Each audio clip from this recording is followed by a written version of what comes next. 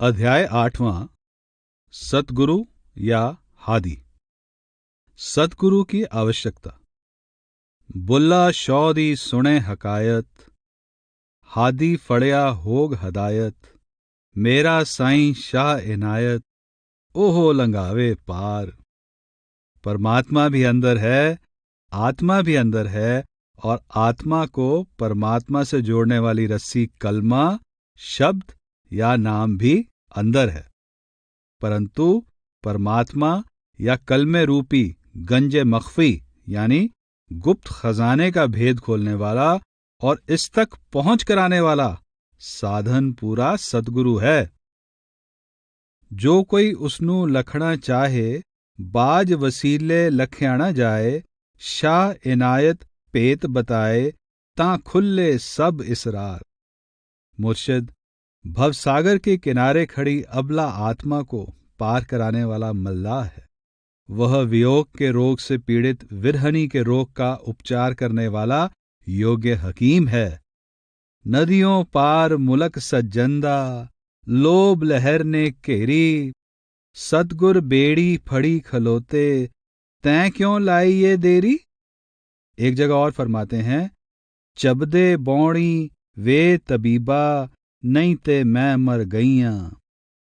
मुर्शिद का वास्तविक कार्य आंतरिक कलमे का भेद देना और आत्मा को इसके अभ्यास में सहायता देना है, क्योंकि इस कलमे, शब्द या नाम के बिना पार उतरने का कोई साधन नहीं।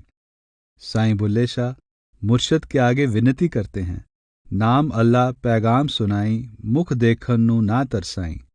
आप टिलक गई मेरे चरखे दी हत्थी, कत्या मूल ना जावे काफी में संकेत करते हैं कि 9 द्वारों में कैद आत्मा को 10वें दरवाजे में पहुंचने, इसको नफ्स या शैतान के हथकंडों से बचाने और आंतरिक रूहानी सफर के उतार चढ़ाव को पार करने में मुर्शिद बेहिसाब सहायता करता है।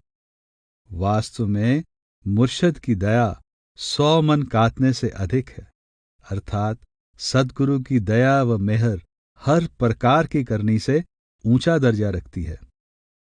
बुल्ले शाह फरमाते हैं, टिलक गई मेरे चरखे दी हत्थी, कत्या मूल ना जावे, हुण दिन चढ़िया कद गुजरे, मैनू राते मुंह दिखलावे, तकले नू वल पै पै जांदे, कौन लोहार लयावे, तकले तो वल लाही लोहारा, तंदी टुट टुट जावे, कड़ी कड़ी ए चोले खांदा, छली इक ना लावे, सै मणा दा कत लिया बुलिया, मैनू शौ गल लावे।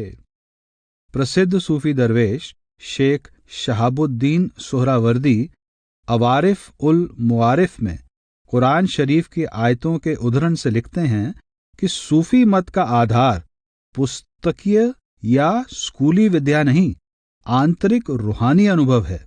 यह अनुभव वलियों व पैगंबरों की दौलत है और केवल उनसे ही प्राप्त हो सकती है।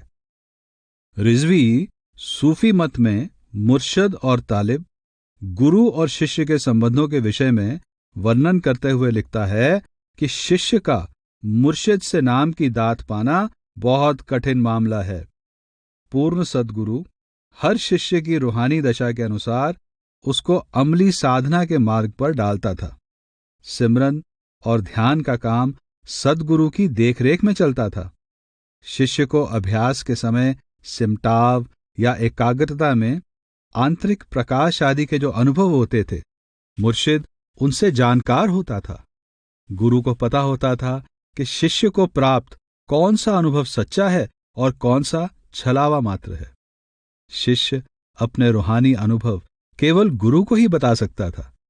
मुर्शिद से नामदान मिलने के समय शिष्य का गुरु से अटूट रूहानी संबंध जुड़ जाता था और गुरु शिष्य को अपनी शरण में लेने की निशानी के तौर पर उसके सर पर हाथ रखता था।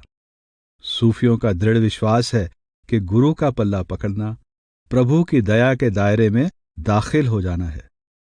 साईं बुल्ले शाह ने अपनी वाणी में बार बार इस बात की ओर संकेत किया है कि ईश्वरीय दया मेहर गुरु द्वारा प्रकट होती है। आप फरमाते हैं, कि गुरु के बताए हुए मार्ग पर चलने से आसा मनसा से छुटकारा मिलता है, मन निर्मल होता है और मनुष्य निश्चिंत होकर सच्चे आनंद का भागीदार बन जाता है। आप फरमाते हैं, फड़ मुर्शद आबद खुदाई हो, विच मस्ती बेपरवाही हो, बेखाहश बेनवाई हो, विच दिल दे खूब सफाई हो, कदी गल सच्ची भी लुकदी है, एक नुक्ते विच गल मुकदी है। सतगुरु जीते जी भी सहायता करता है और अंत समय भी सच्चे भक्त को हर प्रकार के संकटों से बचाकर धुर दरगाह पहुंचाने के लिए वचनबद्ध होता है। एक औखा वेला आवेगा, सब साक सैण पज जावेगा, कर मदद पार लंगावेगा, ओ बुल्ले दा सुल्तान कुड़े, कर कत्तण वल त्यान कुड़े। मुर्शिद इन दुखों और खतरों की घाटी से पार करके आत्मा का मालिक कुल यानी परमपिता परमात्मा से मिलाप करा देता है और उसको उस मुकाम पर पहुंचा देता है जहां कोई नहीं पहुंच सकता। बुल्ले शाह फरमाते हैं, बुल्ला शौ मेरे घर आवसी, मेरी बल्दी पा बुझावसी, इनायत दम दम नाल चितारिया, सानू आ मिल यार प्यारिया। एक जगह और कहते हैं, हादी मैनू सबक पढ़ाया, उथे गैर न आया जाया, मुतलक जात जमाल विखाया, वहदत पाया नी शोर। मौलाना रूम ने फरमाया है, उस मित्र यानी प्रभु का मार्ग बहुत बारीक और तंग है। बुद्धिमान यानी संत महात्मा के बिना इस पर कौन सीधा चल सकता है। इस कठिन मार्ग में दुर्गम घाटियां हैं जो पथ प्रदर्शक के बिना पार नहीं की जा सकती। इसलिए उस दयालु शाह यानी हजरत मोहम्मद ने फरमाया है कि यात्रा का साथी पहले है और यात्रा का तय होना बाद में है। कोई पथ प्रदर्शक खोज ले ताकि तू सीधे मार्ग पर चल सके, वरन मार्ग में बहुत से कुएं और गड्ढे हैं। तू प्रकार की भांति सदा एक ही स्थान पर चक्कर काट रहा है, इसलिए जहां था वहीं है। तूने वर्षों रोजे रखे और नमाज पढ़ी, परंतु दिल का हाल जो पहले था वही रहा। तू उस पथ प्रदर्शक पर विश्वास कर ताकि तू ला कलाम मंजिल यानी अनामी देश तक पहुंच जाए। पीर की आज्ञा को न मानना बिना कमान के तीर चलाने के सदृश है। तूने बिना कमान के कोई तीर कभी निशाने पर या निशाने के आसपास पहुंचते देखा है? पूरा सद्गुरु। यह बात कहने की आवश्यकता नहीं कि रूहानी उन्नति के लिए सद्गुरु का अर्थ परमात्मा से मिलाप करके उसका रूप हो चुके सच्चे सद्गुरु से है, क्योंकि केवल परमात्मा या परमात्मा में समाकर परमात्मा बन चुका मनुष्य ही परमात्मा से मिलाप का साधन बन सकता है। साईं बुल्ले शाह जी कहते हैं कि मुर्शिद में परमात्मा और मनुष्य दोनों की संधि या मेल है। टोला आदमी बन आया। एक और जगह कहते हैं, मौला आदमी बन आया। पानी में मिश्री घोलते जाएं तो यहां तक पहुंच जाएगा कि पानी नाम मात्र ही रह जाएगा, उसमें मिश्री की सारी खूबियां समा जाएंगी। इसी प्रकार जिसके अंदर परमात्मा का नूर घर कर गया है और जिस पर ईश्वरीय कृपा के द्वार खुल चुके हैं, उसमें और परमात्मा में वास्तव में कोई अंतर नहीं होता। ऐसे कामिल मनुष्य द्वारा ही परमात्मा की दया दूसरों को पार उतारती है। वाह जिस पर करम अवेहा है, तस्दीक ओ भी तैं जेहा है, सच सही रवायत एहा है, तेरी नजर मेहर तर जाईदा। परमेश्वर का सच्चा भक्त परमेश्वर रूपी समुद्र में से उठी ऐसी लहर है जो समुद्र में से उठती है, सदा समुद्र का भाग रहती है और समुद्र में ही समा जाती है। लहर कभी समुद्र से अलग नहीं होती। लहर की जड़ें समुद्र में होती हैं।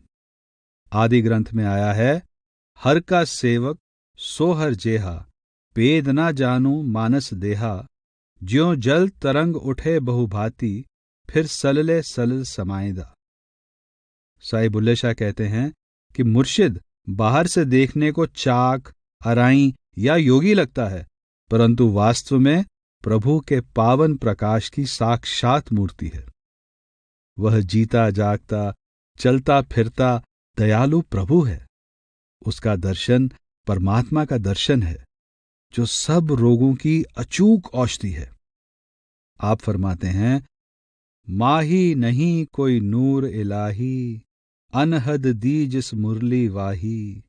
एक और जगह कहते हैं, मुठी ओस सुहीर सयाल, डाडे कामण पाके। आगे फरमाते हैं, बुलिया दूरों चल के आया जी, ओदी सूरत ने परमाया जी, उसे पाक जमाल दिखाया जी, ओ हिक दम न पुलेंदा। एक और जगह कहते हैं, बाग बहारा तांतू देखें, चाकर थीवें राईंदा, बुलिया इसनु देख हमेशा, ए है दर्शन साईंदा। आगे कहते हैं, माही वे तैं मिलिया, सब दुख होवण दूर, लोकां दे पाणे चाक चकेटा, साडा रब गफूर। इश्के मजाजी और इश्के हकीकी। सूफी दरवेशों ने कामिल मुर्शद को निराकार प्रभु के आकाश को लगी सीढ़ी और वह पारदर्शी शीशा कहा है, जिसमें से दूसरी ओर का प्रकाश स्पष्ट दिखाई देता है। साईं बुल्ले शाह इश्के मजाजी को इश्के हकीकी से जोड़ने वाला पुल कहते हैं।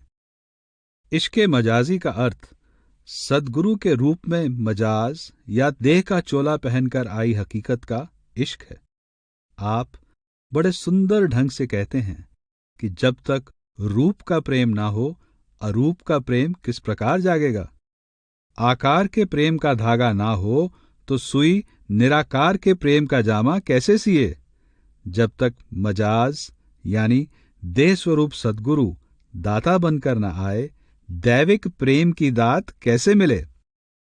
सद्गुरु की जात का इश्क ही दैवी इश्क का माता पिता अर्थात जन्मदाता है, क्योंकि केवल इसके द्वारा ही हम जीते जी मरकर आंतरिक सत्य से मिलाप करने के योग्य बन सकते हैं। आप कहते हैं, जिचर न इश्क मजाजी लागे, सुई सीवे ना बिन तागे, इश्क मजाजी दाता है, जिस पिछे मस्त हो जाता है, इश्क जिना दी हड्डी पैंदा, सोई नर जीवत मर जांदा, इश्क पिता ते माता आए, जिस पिछे मस्त हो जाता है। शरीर में कैद आत्मा अदृष्ट और अगोचर प्रभु को प्यार नहीं कर सकती, परंतु जब सद्गुरु द्वारा दैवी प्रकाश सामने झरता है तो जीव का सहज ही उससे प्यार हो जाता है। इसी कारण कामिल फकीरों ने सद्गुरु बनकर आए परमात्मा की बहुत महिमा कही है।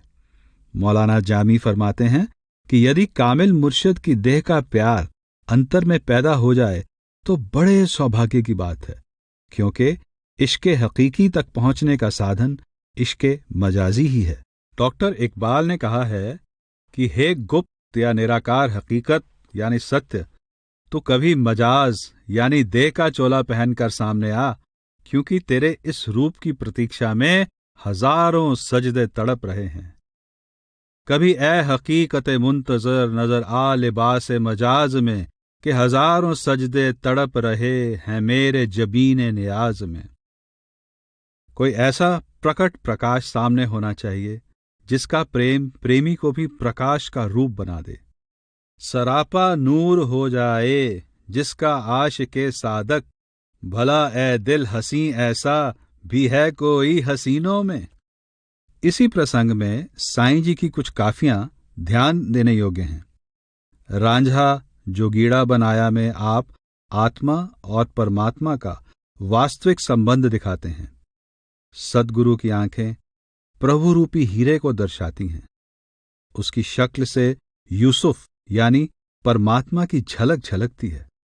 मूल रूप में आत्मा निराकार और प्रकाशमय है, परंतु मन व माया के देश में वह योगिन बनकर आई है, अर्थात माया के जगत में आत्मा देह का चोला धार कर आई है। यही कारण है कि रांझा यानी परमात्मा को भी संसार में योगी बनकर आना पड़ता है।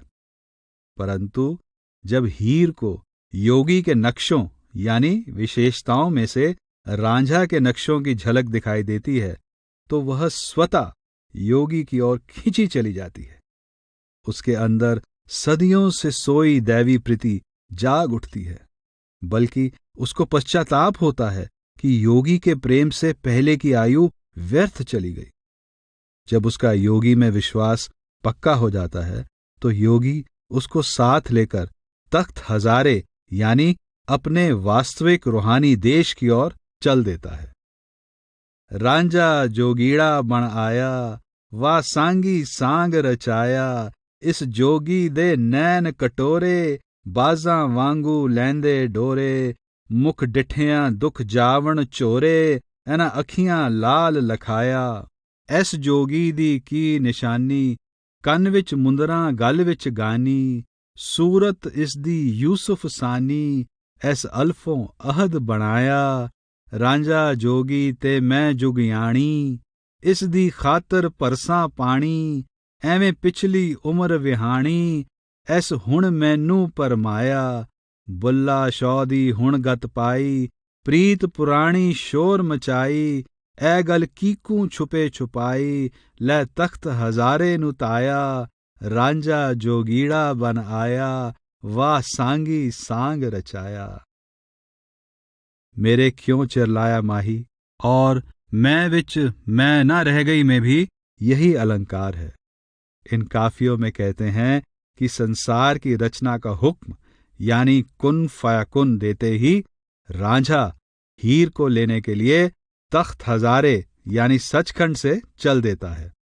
रांझा वास्तव में साहिब सफाई यानी परमात्मा था, पर चूचक और मलकी यानी मन व माया के देश में आकर उसको उनकी सेवा का स्वांग भरना पड़ा।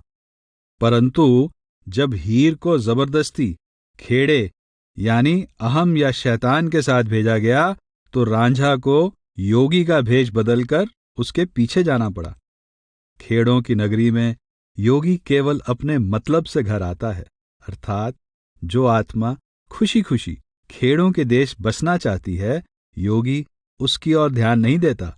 परंतु जो आत्मा खेड़ों के हर प्रकार के साजो सामान यानी इंद्रियों के भोगों को ठुकराकर रांझा के लिए व्याकुल होती है, योगी उसके द्वार पर अवश्य पहुंचता है। योगी के पास कौन सा मंत्र है? वह हीर के दरवाजे पर नाद बजाता है, अर्थात उसको अंदर कलमे, शब्द या नाम से जोड़ देता है। योगी हीर के द्वार पर चीना यानी एक प्रकार का अनाज बिखेर कर बैठ जाता है, परंतु चीना चुगते यानी सांसारिक कार्य व्यवहार करते हुए योगी की दृष्टि सदा हीर यानी आत्मा पर रहती है। जब हीर योगी के नयनों में रांझा के नयन पहचान लेती है, तो दुर्दरगाह में हुई बख्शिश से योगी उसको साथ लेकर तख्त हजारे यानी धुरधाम की ओर चल देता है।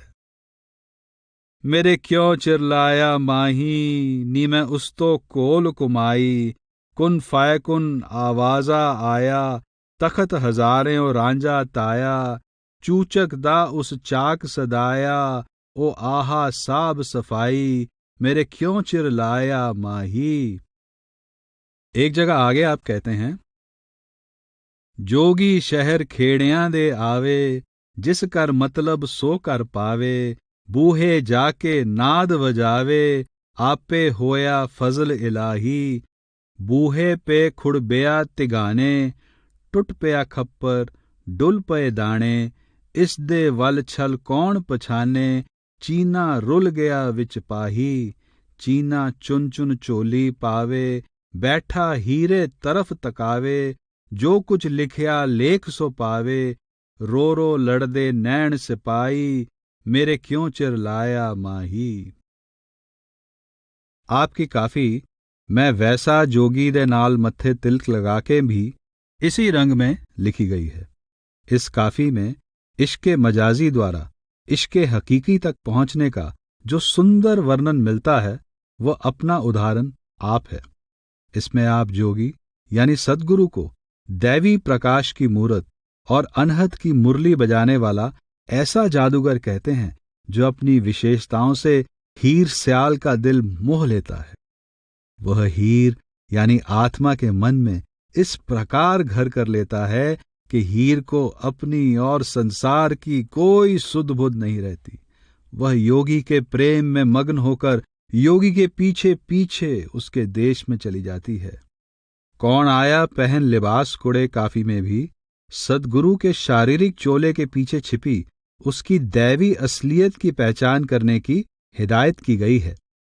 एक स्थान पर साईं जी ने मुर्शद को अनहद द्वार का गवरिया या ग्वाला कहा है, जो हीर की प्रीति के लिए मोहे प्रीति को योगी का रूप धार कर संसार में आता है। अनहद द्वार का आया गवरिया कंगण दसत चढ़ाई, मूंड मुंडा मोहे प्रीति को रैन कन्ना में पाई। बांसुरी वाले यानी शब्द वाले योगी रांझे या कान का सुर हीर से मिला हुआ है, इसलिए वह सहज ही उसकी सुरत को अपने साथ मिला सकता है। बंसी वालिया चाका रांझा तेरा सुर सब नाल है सांझा, तेरियां मौजां साडा मांझा, साडी सुरत आप मिलाई। सद्गुरु की आवश्यकता। एक दैवी नियम। उपर्युक्त वर्णन इस नियम की ओर इशारा करते हैं कि सृष्टि की रचना के समय से ही कुल मालिक ने अपने हुक्म यानी कुन से भेजी हुई आत्मा को अपने साथ मिलाने की जिम्मेदारी अपने ऊपर ले रखी है। यह उत्तरदायित्व दूसरा कौन ले सकता है? संसार की संपूर्ण रूहानियत इस एक नियम पर आधारित है कि परमात्मा की प्राप्ति का साधन परमात्मा द्वारा स्वयं सृजन किया गया है। वो साधन यह है कि परमात्मा रूप सद्गुरु जीव को अंतर में कलमे, शब्द या नाम से जोड़कर रचना से मुक्त करके वापस धुरधाम ले जाता है। ध्यानपूर्वक देखा जाए तो ब्रह्मांड के सब नियम ही निरंतर, अटल और अचूक हैं। हर बीज से एक विशेष फल पैदा होता है। संतान की उत्पत्ति से लेकर सूर्य, चांद और तारों की गर्दिश तक सब नियम सृष्टि की रचना के समय ही बना दिए जाते हैं। उनमें आज तक कोई परिवर्तन नहीं हुआ। आश्चर्य की बात है कि स्वयं को सृष्टि का सिरमौर और सबसे अधिक बुद्धिमान कहलाने वाला मनुष्य सृष्टि के शेष सब नियमों को खूब अच्छी प्रकार समझता, पहचानता और मानता है, परंतु इस अनादि नियम को समझना या मानना तो दूर रहा, इस पर गंभीरता से विचार करने के लिए भी तैयार नहीं होता। संतान स्त्री व पुरुष के संयोग से उत्पन्न होती है। रोग डॉक्टर की दवाई खाने से दूर होता है और हर प्रकार की कला का वास्तविक ज्ञान उस कला के ज्ञाता से मिलता है। इसी प्रकार परमेश्वर प्राप्ति की युक्ति प्रभु से मिलाप कर चुके किसी पूर्ण मनुष्य से मिलती है। अपने समय का पूर्ण सद्गुरु। हम लोग प्राचीन समय में हुए पीरों, पैगंबरों, गुरुओं, अवतारों आदि में जिनको उस समय अनेक यातनाएं दी गई थी, विश्वास करने के लिए तैयार हो जाते हैं, परंतु अपने समय के कामिल फकीरों में विश्वास रखने के लिए तैयार नहीं होते। ये उसी प्रकार है कि जैसे कोई स्त्री सदियों पहले हुए पुरुष के ख्याल से संतान पैदा करना चाहे, कोई रोगी आज लुकमान या धनवंतरी के ख्याल से रोग से मुक्त होना चाहे, या कोई छात्र अरस्तु और प्लेटो में भरोसा रखकर विद्वान बनना चाहे। प्रत्येक दशा में समय का पति, समय का डॉक्टर, समय का शिक्षक और समय के आध्यात्मिक गुरु की आवश्यकता होती है। संसार में हर समय, हर स्थान पर महान डॉक्टर, संगीतकार, सेनाध्यक्ष, चित्रकार, दार्शनिक और वैज्ञानिक पैदा हो सकते हैं, तो कामिल फकीर या संत सद्गुरु के आगमन को किसी विशेष समय, स्थान, कौम या धर्म तक ही कैसे सीमित रखा जा सकता है? सरदार इकबाल अली शाह के अनुसार सूफी दरवेशों का विश्वास है कि जिस प्रभु ने संसार के सब वक्तों के लोगों को बिना किसी मतभेद के हवा, पानी, धरती, प्रकाश की नियामतें बांटी हैं, वह उनके रूहानी विकास के लिए भी अपनी दया व मेहर समान रूप से बांटता है। जिस प्रकार संसार को पदार्थिक गुत्थियों के हल के लिए अनेक प्रकार के महापुरुष हर समय जन्म लेते रहते हैं, उसी प्रकार लोगों की रूहानी आवश्यकताओं की पूर्ति के लिए भी समय समय पर पीर पैगंबर संसार में आते रहते हैं। सरदार इकबाल अली शाह के अनुसार कई सूफी दरवेशों ने अपने विचारों की पुष्टि के लिए कुरान शरीफ की उन आयतों के उद्धरण दिए हैं जिनमें कहा गया है कि परमात्मा ने सब कौमों के रूहानी कल्याण के लिए अपने पैगंबर भेजे हैं। कुरान शरीफ में हिदायत की गई है कि उस खालिक के द्वारा अलग अलग कौमों और समय के लिए भेजे गए पैगंबरों में किसी प्रकार का अंतर ना करो और अपनी मति को छोड़कर परमात्मा के बनाए कानून के अनुसार उसकी खोज करो। अली बिन अल हुसैन अल हकीम अल तिरमीज कहते हैं, कोई कारण नहीं कि खलीफा अबू बकर और अली के बाद आने वाले संत उन जैसे या उनसे ऊंचे ना हो सके। प्रभु कृपा को ऐसे समय के लोगों पर बरसाने से कौन रोक सकता है? लोग ये क्यों सोचते हैं कि आज कोई सिद्दीक, मुकर्रब, मुजतज़ा या मुजतबा संसार में नहीं है? इब्न अल अरबी कहते हैं कि वली प्रभु का एक नाम है, जिस कारण प्रभु की तरह वली कभी खत्म नहीं होता। ये एक निरंतर प्रवाह है। संतजन या वली अल्लाह अपने अहम का नाश करके पूर्ण पुरुष बन चुका होता है। वो परमात्मा का ही रूप होता है और संसार से वली कभी समाप्त नहीं होता। प्राचीन काल के कामिल फकीर। प्राचीन काल में हुए कामिल मुर्शद, पीर पैगंबर, संत सद्गुरु आज कहाँ हैं? वे अवश्य कुल मालिक में समा चुके हैं। आज उन पर विश्वास रखने के स्थान पर सीधा परमात्मा पर विश्वास क्यों न किया जाए, क्योंकि वो भी तो उसमें ही समाये हुए हैं और हमारा वास्तविक उद्देश्य भी उसमें समा जाना है। परंतु यदि हम आज परमात्मा से सीधी सहायता प्राप्त कर सकते हैं तो प्राचीन काल में हुए लोग क्यों नहीं कर सकते थे? उस समय किसी पीर या मुर्शिद के आने की क्या आवश्यकता थी? किसी एक समय बादलों द्वारा वर्षा होने का अर्थ है कि वर्षा केवल बादलों द्वारा ही हो सकती है, और किसी एक समय किसी आध्यात्मिक पथ प्रदर्शन की आवश्यकता का अर्थ है कि मनुष्य केवल अपने समय के रूहानी रहबर से ही लाभान्वित हो सकता है। नबी, रसूल, कामिल मुर्शद या सच्चे भक्त का अस्तित्व उसके शरीर और दूसरे मादी हालात यानी सांसारिक अवस्थाओं तक सीमित नहीं है। उसकी असलियत उसके अंदर कार्यशील ईश्वरीय प्रकाश है, जो किसी समय, किसी स्थान पर, किसी भी मनुष्य शरीर के अंदर बैठकर अपना कार्य कर सकती है। रिजवी सूफी सिलसिलों के बारे में लिखता है कि पीर अपना चोला त्यागने से पूर्व अपना रूहानी उत्तराधिकारी नियुक्त करता था और उसको अपना सज्जादा यानी गद्दी, डंडा और खिरका यानी चोला स्मृति चिन्ह के रूप में देता था। उसके स्थान पर बैठने वाला पीर सज्जादा नशीन यानी गद्दी नशीन कहलाता था। दूसरे संतों की भी कई कई गद्दियां चली हैं। सत्ते और बलवंडे ने अपनी राग रामकली की वार में, जो आदि ग्रंथ में दी गई है, गुरु नानक साहब से गुरु अर्जन साहब तक गुरु गद्दी पहुंचने का वृतांत वर्णन करते हुए लिखा है। आदि ग्रंथ में लिखा है, जोत ओहा जुगत साई सह काया फेर पलटिए। एक और जगह आदि ग्रंथ में आता है, नानक तू लहणा तू हैं गुर अमर तू विचारया। यही विचार भाई गुरदास जी ने अपनी वारों में गुरु नानक से गुरु हरगोबिंद तक गुरु गद्दी के पहुंचने और भाई नंदलाल गोया ने अपनी रचना ज्योत विकास में गुरु नानक साहब से गुरु गोबिंद सिंह तक गुरु गद्दी के पहुंचने के संबंध में लिखा है।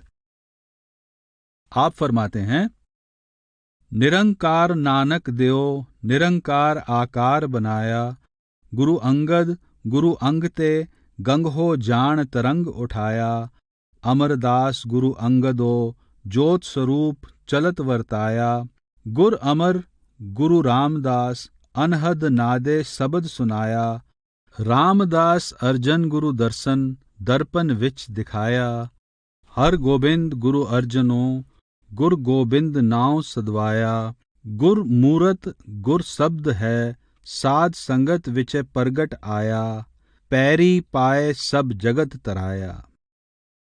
भाई नंदलाल जी कहते हैं, वाह वाह गुरु समरथ पूर्णन, वाह वाह गुरु सच्चा सुरनन, वाह वाह गुर कभन झुरनन, वाह वाह गुर कला संपूर्णन, नानक सो अंगद गुर देवनन, सो अमरदास हर सेवनन, सो रामदास जो अर्जनन, सो हर गोबिंद हरि परसनन, सो करता हर राय दातारन, सो हर किशन अगम अपारनन, सो तेग बहादुर संत स्वरूपनन, सो गुरु गोबिंद सिंह हरि का रूपनन, सब एको एको एक नन, नहीं भेद न कुछ भी पेखनन।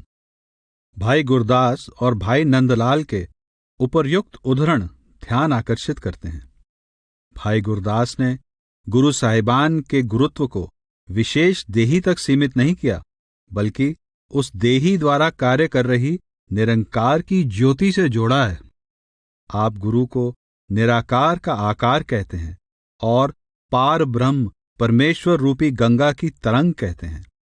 आप गुरुत्व के एक गुरु व्यक्ति से दूसरे गुरु व्यक्ति में पहुंचने के क्रम को अनहद शब्द के एक गुरु से दूसरे गुरु में प्रकाशित होने का नाम देते हैं, क्योंकि गुरु का वास्तविक स्वरूप उसके अंदर काम कर रहा परमात्मा का शब्द है, गुरमूरत गुर शब्द है।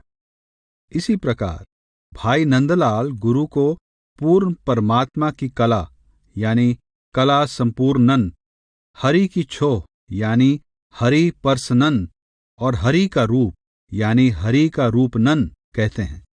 गुरु अपनी देह के कारण नहीं, उस देह द्वारा कार्यशील कर्ता पुरुष की शक्ति के कारण ही करता है। दाता है, अगम अपार है और प्रभु का रूप है। इस मूल की एकता के कारण ही सब गुरु एक हैं, अर्थात हरि का रूप हैं। गुरु रामदास जी समझाते हैं कि सद्गुरु की पीढ़ी या परंपरा हर युग में सदा चलती रहती है। युग युग कायम रहने वाली तत्व वस्तु परमात्मा की ज्योति है। कोई शरीर युग युगांतर तक नहीं चल सकता, परंतु ज्योति सदा चल सकती है। इससे भी यही संकेत मिलता है कि गुरुत्व का आधार देह न होकर उसमें काम करने वाली परमात्मा की अमर शक्ति है। हर जुगा जुगो जुग जुगा जुगो सदपीढ़ी गुर चलंदी, जुग जुग पीढ़ी चले सदगुरु की, जिन गुरमुख नाम त्याया। एक सदगुरु से दूसरे सदगुरु का बनना दीपक से दीपक का प्रकाशमान होना है, क्योंकि सदगुरु में काम करने वाली शक्ति परमात्मा का शब्द या कलमा है। जो शिष्य या सेवक सदगुरु द्वारा इस हरि तत्व का संग्रह करते हैं, वे भी हरि चरणों से जुड़ जाते हैं।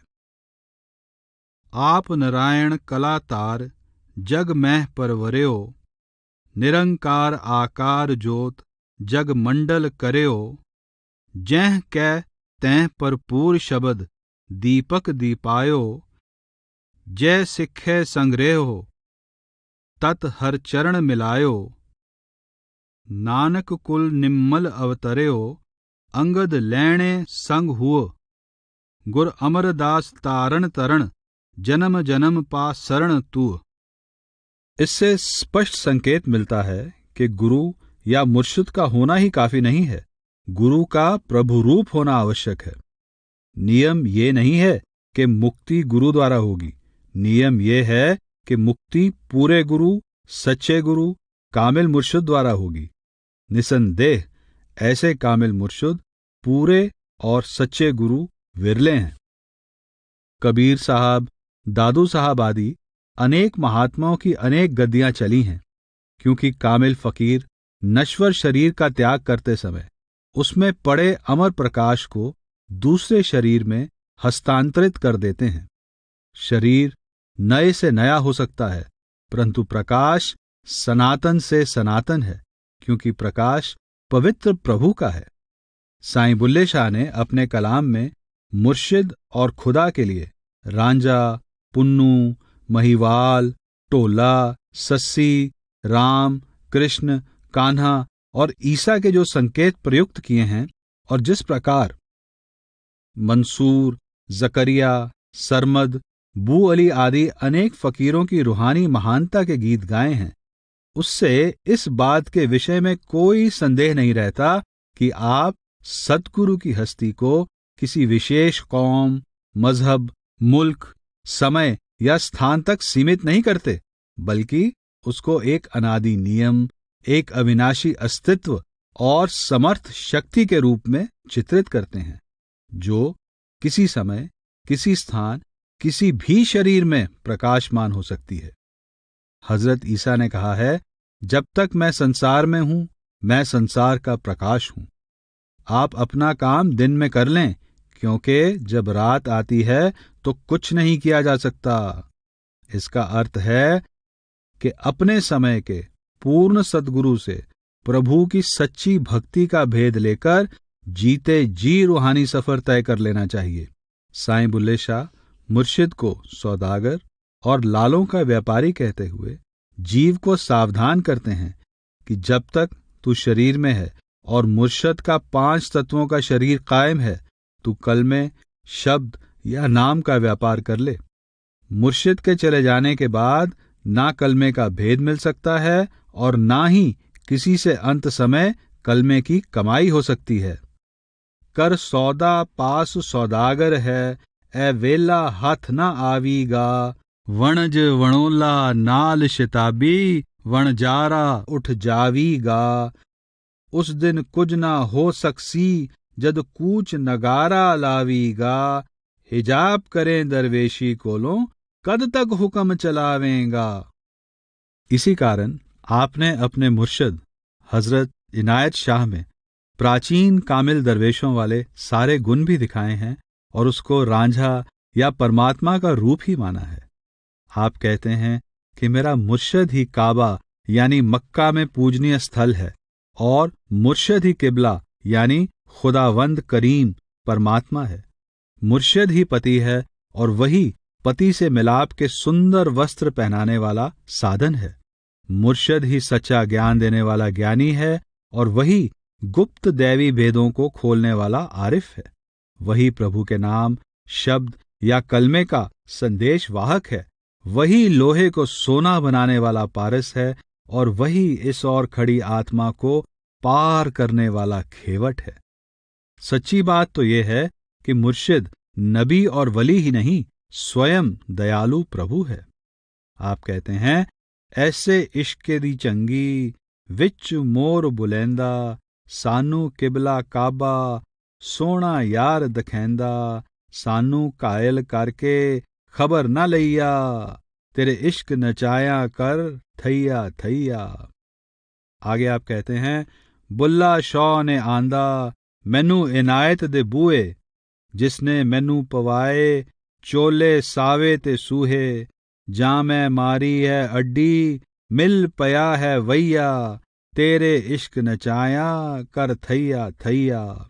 एक और जगह कहते हैं, जो रंग रंगया गूढ़ा रंगया, मुर्शद वाली लाली ओ यार।